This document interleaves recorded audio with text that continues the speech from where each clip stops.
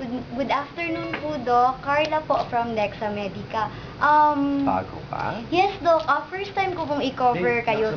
First time ko pong i-cover po kayo today. And from Dexa Medica po. Ako, narinig niyo na po ba yung company namin, Doc? Dexa Medica? Yes, Parang hindi ko kilala eh. Ah, Ano, Dexamethasone ba yan? Hindi po, Doc. Actually, Doc, yung company po namin, Indonesian company siya. Although, still small, Indonesian? pero growing po siya, Doc. 5 years na siya dito sa Philippines.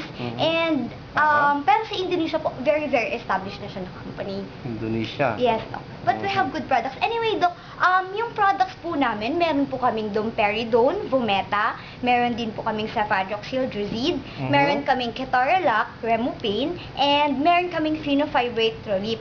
Doc, kasi first time ko Ang dami niyo palang gamot, ano? Opo, Parang hirap tandaan ng mga gamot mo. Opo, Doc, since first time ko po kayong i-cover ngayon, sa tingin niyo po, Doc, sa 4 na gamot po, actually 5 gamot, opo, sa mga gamot po na na-mention ko po, ano po yung preferred niyo po or pinaka... Pwede magamit ako ng Motilium.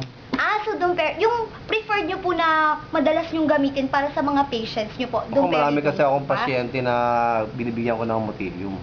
So domperidone. Actually, Doc, meron kaming, ito po, domperidone po, Vometa naman yung amin. This is much cheaper, Doc. 50%. Generic.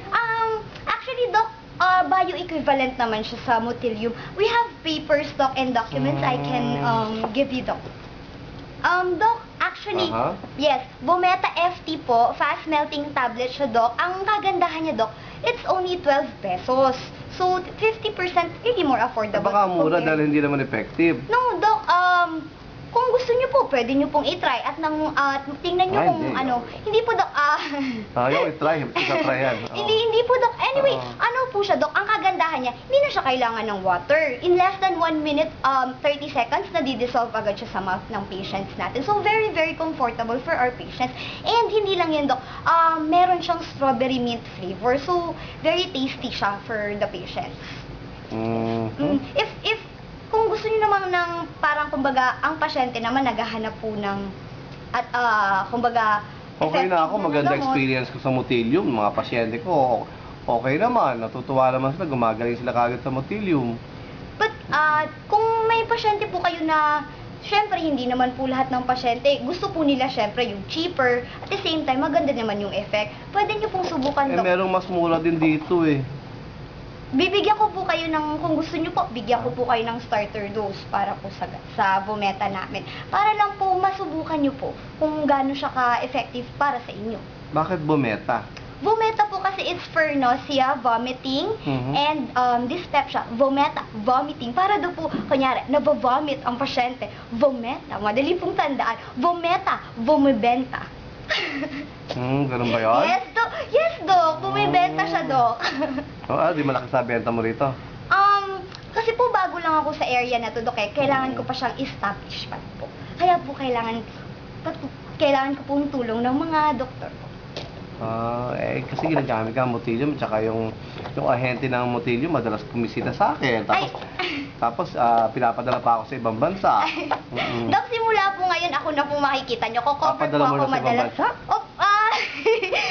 4X ko po kayo, Doc. Vometa po ang i-cover ko sa inyo. Kaya matatandaan nyo na po ako. From Davao pa po ako, Doc. Kumakain po ba kayo ng durian? Hindi. Suha. Minsan.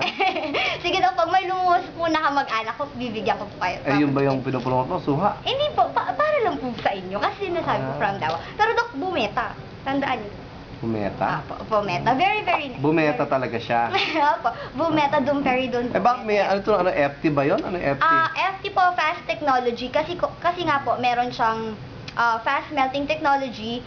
Ibig sabihin po, nami-melt agad kami lang po ang may ganyan, Doc. Nami-melt agad ang tablet sa bibig pa lang ng pasyente. No need for water. In less than 1 minute. Ibig sabihin, mas effective siya kaysa doon sa Motilium? Pwede kasi mabilis siyang, sabi mo, ilagay lang sa dila, di ba? Yes, Doc. Mas mabilis ba siya yung effect niya? Bioequivalent naman siya sa Motilium, Doc. Pwede niyo pong subukan. Subukan niyo lang po. Subukan? Opo. Ko-cover po ako ng madalas sa inyo at ako na pong simulan. Tingnan natin. Doc, may pasyente ka na, Doc? May pasyente na pala ako. Sige, Doc. Thank you po. Thank you po sa time. Nice meeting you po. mo? Yun nga po yung 4 po na nabanggit ko po. Dok, andyan na si, sige. ano. Sige, salamat sige po, Doc. sige, Thank you. okay. Okay po.